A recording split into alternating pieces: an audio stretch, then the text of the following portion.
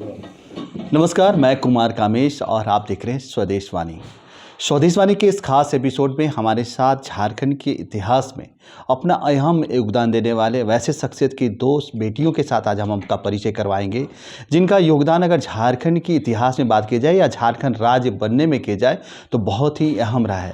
लेकिन कहीं ना कहीं जो है झारखंड की इस सरगर्मी में, सियासत के सरगर्मी में इनका नाम जो है कहीं ना कहीं धूमिल हो गया है। आज इन्हीं बातों पर चर्चा करने के लिए आज हमारे साथ हैं स्वर्गीय दुर्गा सोरेन की दो बेटियां राजश्री और जयश्री। सबसे पहले तो मैं जयश्री से बात करना चाहूँगा। जयश्री, आपको मैं हमारे चैनल में स्वागत है। जी, thank you so much. Jayashree, ये आप बताइए कि स्वर्गीय दुर्गा सोरेन जो थे वो एक आदर्श थे। झारखंड में आज भी कई युवा हैं जो स्वर्गीय दुर्गा सोरेन को अपना आदर्श मानते हैं।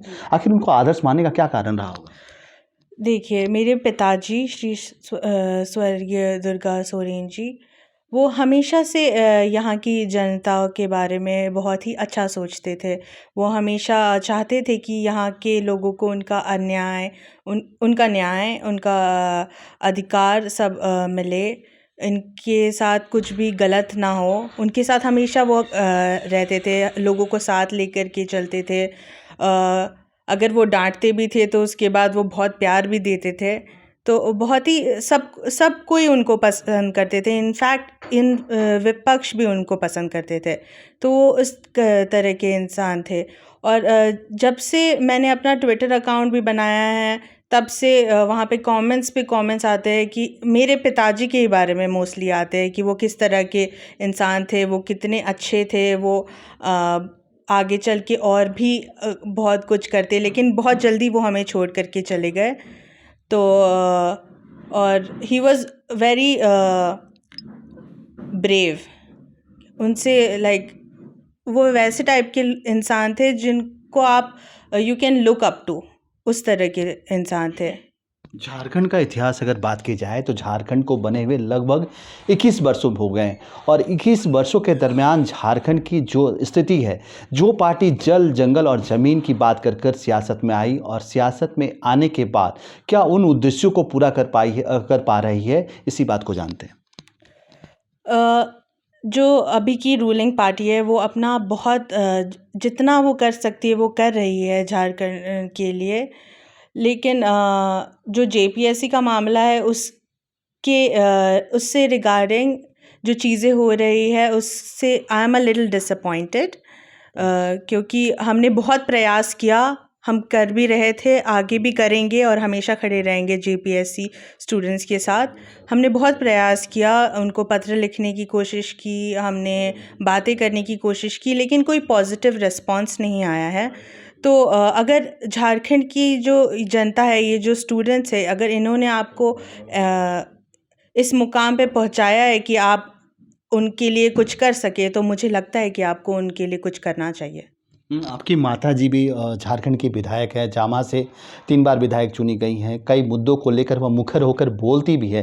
लेकिन सबसे बड़ी बात है कि जो पार्टी जल, जंगल और ज़मीन की बात करती है, वो पार्टी के राज्य में आज उसकी सत्ता है। क्या ये जल, जंगल और ज़मीन सुरक्षित है? देखिए, झारखंड को एक अलग राज्य मेरे दादाजी ने इतना संघर्ष करके बनाया ताकि यहाँ की जनता को उनका अधिकार मिले। और लेकिन अभी भी ऑन द बैक, अगर पर्दों के पीछे अगर आप देखें तो अभी भी लूट चल ही रही है। पहले कहीं कोई और लूटता था, अभी कोई और लूट रहा है। तो मुझे नहीं लगता कि अभी भी जैसे झारखंड 21 वर्ष पहले था, अभी भी वैसा ही कुछ सिचुएशन है। और यही सब सिचुएशन को देख करके हमने सोचा कि हम भी आगे आएंगे। मेरे पिताजी भी यही चाहते थे कि झारखंडियों को उनका अधिकार मिले, और अभी हम भी उन्हीं की तरह काम करके इन्हीं झारखंड वासियों की मदद करना चाहेंगे। तो झारखंड बनने के पहले जो सपने झारखंड के लोगों ने देखा था, उस सपने को साकार करने के लिए आपने एक सेना भी बनाई है। तो क्या लगता है कि जो पार्टी अपने मुद्दे से भटक गई है और आपने जो सेना बनाई है, ये कहाँ तक कारगर होगी? जी, हमने जो सेना बनाया है ये हमने बनाया है ताकि हम यहाँ की लोगों की मदद कर सके। और जहाँ भी कोई भी समस्या आती है, हम जितना ज़्यादा मदद पहुँचा सकते हैं हम करते भी हैं और आगे भी करेंगे। हमने करीब 1 महीने पहले इसका इस सेना का गठन किया था और तब से अब तक हमने बहुत सारे राज्यों में बहुत सारे सिटीज़ में इसका कार्यालय भी खोल लिया है। अब हम जल्द से जल्द सारे समस्याओं को भी देखने लगे हैं और आगे चल के सबकी मदद भी करेंगे।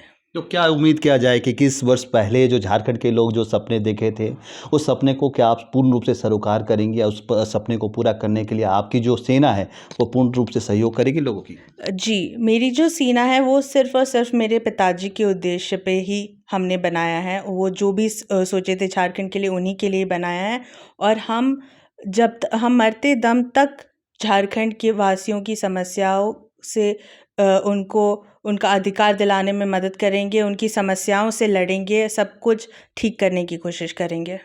यही हमने सीखा है बचपन से, ये मेरे दादाजी ने भी यही सिखाया है, ये मेरे पिताजी ने भी यही एक सिखाया है। अंतिम सवाल रहेगा कि राजनीति में झारखंड मुक्ति मोर्चा में आपकी माता श्री सीता सोरेन, माननीय सीता सोरेन का जो कद होना चाहिए था वो कद पार्टी ने नहीं दिया। इसको लेकर कभी आप लोगों को ये रहा?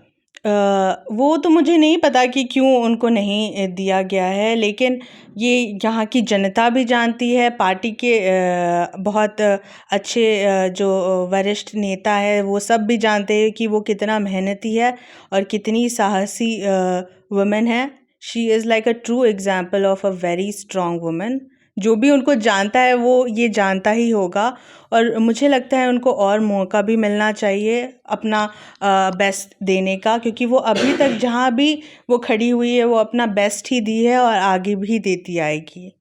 और मुझे लगता है कि थोड़ा औरतों को ज़्यादा सम्मान मिलना चाहिए, क्योंकि it's a male dominant world और औरतों को कहीं ना कहीं नेग्लेक्ट किया ही जाता है हर जगह। अगर आप देखें तो कि कहीं भी औरत आगे आने लगती है तो उनको कहीं ना कहीं किसी तरीके से दबाने की कोशिश की जाती है। तो ये सब नहीं होना चाहिए। अभी 21st सेंचुरी, अभी ज़माना भी बदल गया है। अब सबको अगर आगे आने देंगे तभी विकास होगा। अगर इस तरह की थिंकिंग हम रखे रहेंगे कि सिर्फ मेल को ही आगे बढ़ने का अपॉर्चुनिटी दिया जाए, तो इससे मुझे नहीं लगता कि किसी तरीके का विकास होएगा। एक और सवाल है कि झारखंड में जब ये पार्टी की सरकार सत्ता में नहीं आई थी तो सत्ता में आने से पहले कई तरह के वायदे की थी यहाँ के युवाओं को कि पहला वर्ष होगा तो नियोजन का वर्ष होगा, 5 लाख नियोजन देंगे। लेकिन जिस मुद्दे के साथ इस पार्टी को सत्ता पे लोगों ने काबिज करवाया था, उस मुद्दों से कहीं ना कहीं यह पार्टी भटक गई है। देखिए, इस तरह के प्रश्न मुझे हमेशा पूछे जाते हैं, स्पेशली रोज़गार को लेकर। और अब तो जेपीएससी का भी मामला आ गया, एजुकेशन के मामले को लेकर इस तरह की प्रश्न मुझे हमेशा पूछी जाती है। और मैं हमेशा, क्योंकि जेएमएम मेरे परिवार जैसा है, तो मैं हमेशा उनसे होपफुल ही रहूँगी कि अभी भी थोड़ा टाइम है, वो कुछ ना कुछ इनके लिए करेंगी। लेकिन अभी तक तो नहीं करी है। I am little disappointed. फिर भी मेरे को होप है कि कभी कुछ ना कुछ तो करेगी। और जैसे मैंने एक आर्टिकल, कुछ दिन पहले मैंने एक आर्टिकल भी देखा और उसमें शायद कहा गया था, शायद मेरे चाचा जी का ही आर्टिकल था। उन्होंने कहा था कि झारखंड का जो प्रॉब्लम है वो ये है कि यहाँ के लोगों को दे आर नॉट एजुकेटेड। वो एजुकेटेड नहीं है, उनको ठीक से एजुकेशन नहीं मिल रहा।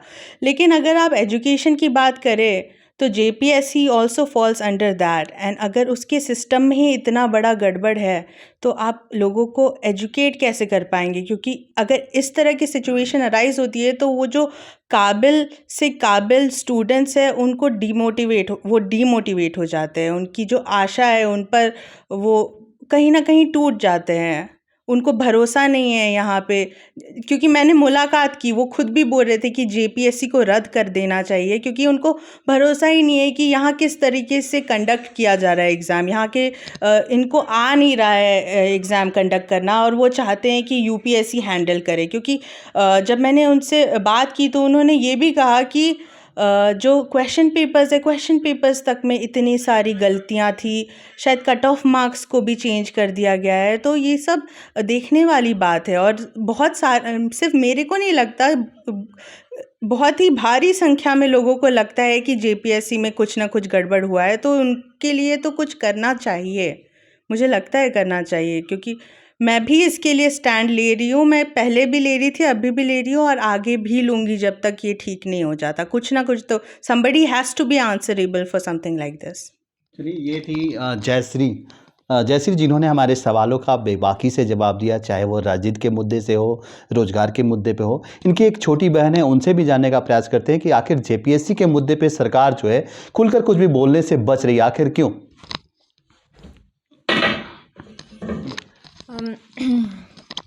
सरकार खुल के बोलने से बच रही है, इसका तो जवाब मैं नहीं दे सकती।